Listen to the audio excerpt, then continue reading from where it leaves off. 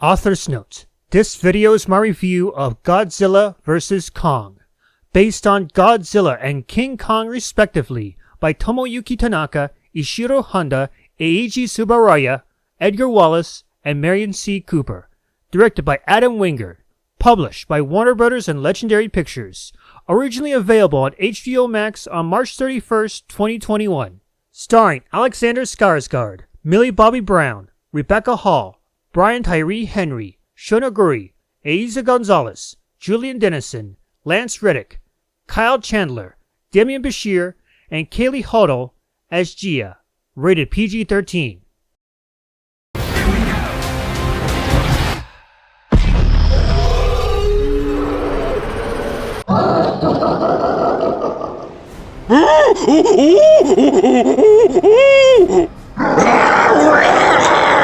My apologies for being late on this review. Luckily, I was able to watch this film before it disappeared from HBO Max. 3 years after Godzilla, King of the Monsters, a group of humans are trying to direct Kong to Hollow Earth, and to avoid the wrath of Godzilla. Unfortunately, there are some things that can't be prevented. He's not a weirdo, he's a covert investigator and he's the only one looking for the truth.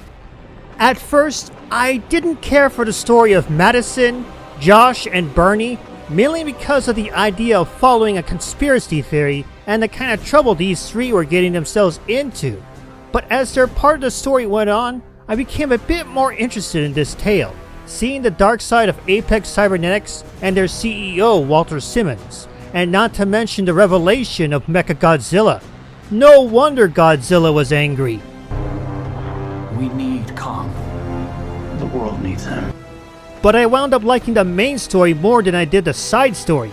It was the journey that Kong would go through from Skull Island to Hollow Earth, the discovery of a lifetime that felt wondrous to observe, and of course, the danger that Kong and the crew would go through just to get to their final destination. I kind of wish there were more scenes involving Kong's journey. It's that kind of wonder that kept me glued to my seat, and it was very fascinating as well. But boy, did they really want to pit that nuclear lizard against the big gorilla. We got a small taste early in the movie between those two iconic giants, and it definitely lived up to the title. The fight scenes were violent not just between Godzilla and Kong, but against some of the other monsters that Kong faced off against. And let's not forget the iconic fight between the duo at the climax of the movie. Even Mechagodzilla proved to be a worthy addition to the film. If you ask me who my favorite human character is, that would happen to be Gia. She's the last of the Iwi tribe of Skull Island, and she formed a bond with Kong through sign language and through her own heart. In fact, I recall Gia being more the heart of the movie that helps guide Kong from Skull Island to Hollow Earth, and who at least gives Kong some form of comfort, considering what that big ape goes through.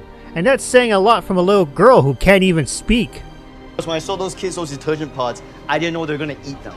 Even though I didn't catch this film till later on before it disappeared from HBO Max, I'm glad I caught Godzilla vs. Kong. It felt like an improvement on the last Godzilla film, and it gave us a better narrative that showcased these two titans and the journey of a lifetime. Well, despite some serious flaws. It won't be long before it returns to HBO Max, though Blu-ray is also an option.